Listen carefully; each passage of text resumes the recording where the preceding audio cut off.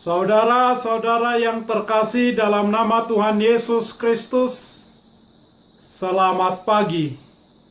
Mari kita beribadah sejenak. Marilah kita menyanyi Bukuende HKBP nomor 776 ayat 2.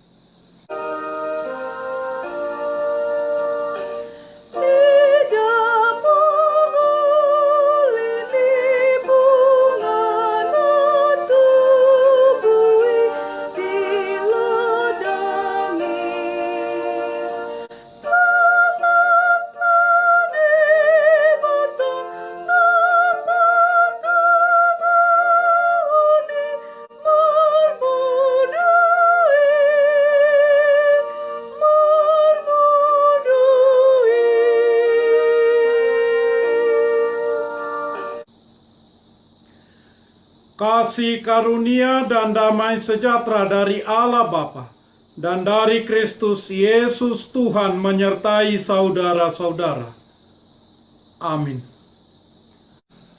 Saudara-saudara yang terkasih, renungan harian Jumat 25 September 2020 dari kitab 1 Korintus pasal 3 ayat 7 mengatakan, "Karena itu yang penting bukanlah yang menanam atau yang menyiram, melainkan Allah yang memberi pertumbuhan." Dalam bahasa Batak Toba mengatakan, "Asa idada rajuman namanuan manang napabornokon, debata napatubuhon ido." Demikian firman Tuhan. Saudara-saudara, kunjungan Rasul Paulus ke Korintus ada tertulis di kitab Para Rasul pasal 18. Lukas sebagai penulis kitab Para Rasul memberitahu kita bahwa Paulus menemukan sinagoge orang Yahudi di sana. Dan di sanalah Rasul Paulus memberitakan tentang Yesus Kristus. Dua orang Yahudi, Crispus dan Sostenes, keduanya pemimpin sinagoge tersebut, menjadi orang percaya kepada Yesus Kristus. Kemudian Rasul Paulus melanjutkan pemberitaannya. Sekarang kemungkinan Paulus berada di Efesus, dan dari sanalah dia menuliskan surat Korintus ini. Isinya adalah Paulus memberitahu kepada orang-orang Korintus bahwa mereka sedang mengalami perpecahan. Beberapa orang di antara mereka mengatakan, sebagai pengikut Paulus, sebagai pengikut Apolos, sebagai pengikut Kefas, sebagai pengikut Kristus. Saudara-saudara, dalam perpecahan apapun, sangat sulit untuk bertumbuh secara baik.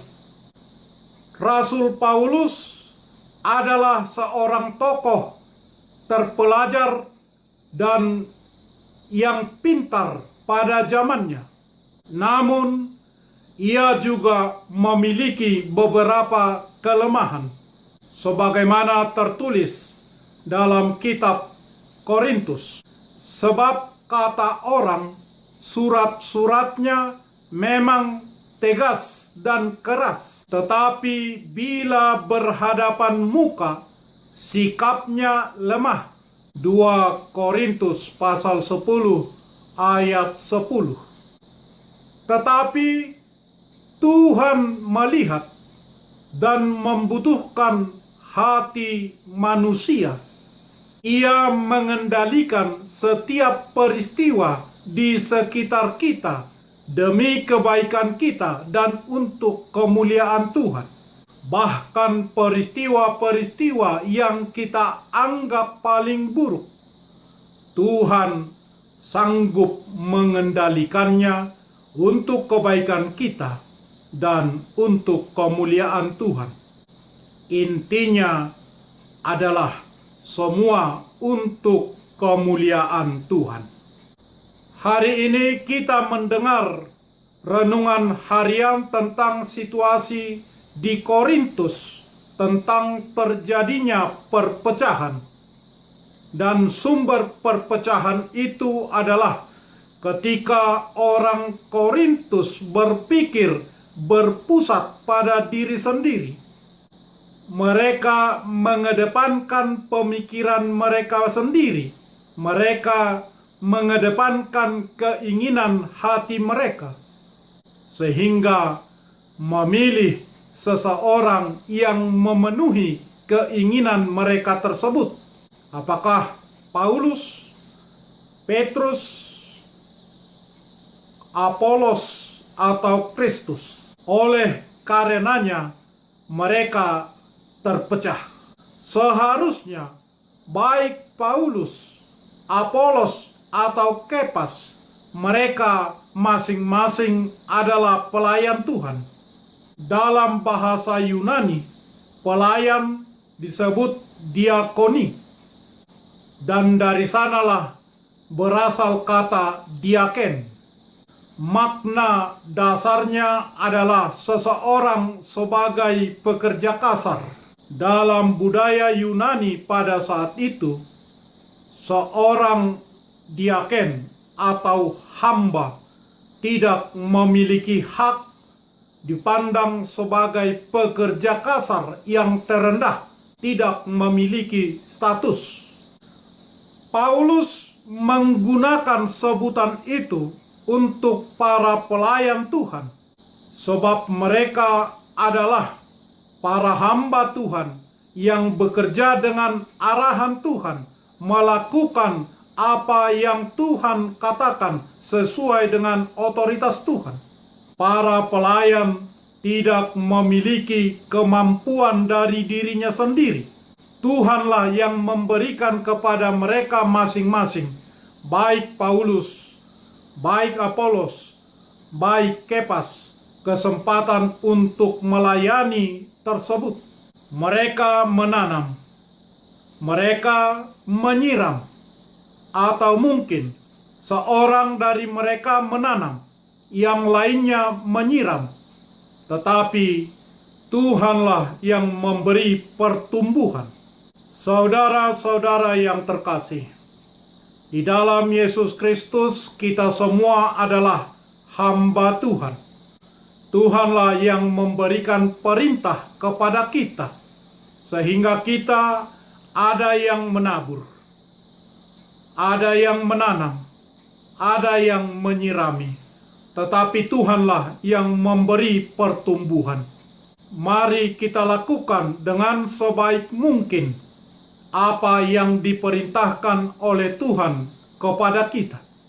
Saudara-saudara, seorang tukang kayu yang bekerja pada sebuah perusahaan pembangunan perumahan bermaksud hendak pensiun karena umurnya yang sudah tua. Maka dia pun pergi menemui si pemilik perusahaan tersebut dan menyampaikan niatnya kepada bosnya tersebut. Dan setelah mendengar itu, pemilik perusahaan tersebut pun merasa sedih, karena sepanjang yang dia tahu, si bapak tersebut adalah salah satu pekerja terbaiknya. Maka si pemilik perusahaan tersebut pun menyampaikan permintaannya kepada si bapak tersebut. Dia memohon kepada si bapak tersebut untuk dibangunkan sebuah rumah dengan ukuran yang akan diberikan nantinya. Dan itu menjadi hasil karya terakhir selama dia bekerja di perusahaan tersebut. Si tukang kayu pun mengangguk, menyetujui permintaan si pemilik perusahaan tersebut. Akhirnya selesailah rumah yang diminta, dan dia melaporkannya kepada si pemilik perusahaan dan memberikan kunci rumah tersebut kepadanya. Kemudian si pemilik perusahaan mengajak bapak tersebut untuk melihat rumah hasil karya terakhirnya. Dan si pemilik perusahaan tersebut pun terkagum-kagum dengan hasil karya si bapak tersebut. Dia mengatakan sangat puas dengan hasil tersebut. Kemudian si pemilik perusahaan mendekat kepada si tukang kayu. Dia mengambil sesuatu dari kantungnya, dan itu adalah kunci dari rumah yang dibangun oleh si bapak tukang kayu tersebut, dan berkata, "Ini rumahmu, hadiah dari kami." Kelak surat-suratnya menyusul. Si bapak tukang kayu pun terkejut. Dia tidak tahu mengatakan apa lagi. Dia seperti mengerjakan rumahnya sendiri. Ketika membangun rumah tersebut, dia menggunakan bahan-bahan terbaik dari gudang perusahaan tersebut, dan semua alat-alat yang dipasangkan di rumah tersebut adalah alat-alat terbaik. Kini dia memiliki rumah terbaik dengan bahan-bahan material terbaik dan karyanya yang terbaik. Saudara-saudara, lakukanlah pelayananmu sebaik mungkin, sebagai penanam, sebagai penyiram, dan Tuhanlah yang memberi pertumbuhan dengan apa yang kamu lakukan. Amin. Marilah kita berdoa. Ya Bapa kami, dalam nama Tuhan Yesus Kristus Tuhan kami, tolonglah kami, bantulah kami untuk tetap rendah hati melayani Tuhan ketika kami menanam atau ketika kami menyirami dalam pelayanan kami di gereja Tuhan atau di mana saja. Bantulah kami untuk melakukannya seperti yang Tuhan inginkan. Jadilah kehendak-Mu atas kami. Berilah kami kekuatan, berilah kami kebijaksanaan, berilah kami kesehatan, secara khusus menghadapi pandemi COVID-19, dan bantulah kami untuk melayani Tuhan di situasi sulit seperti ini. Dalam nama Yesus Kristus Tuhan kami. Amin. Kita menyanyikan buku nyanyian HKBP nomor 776 ayat 2.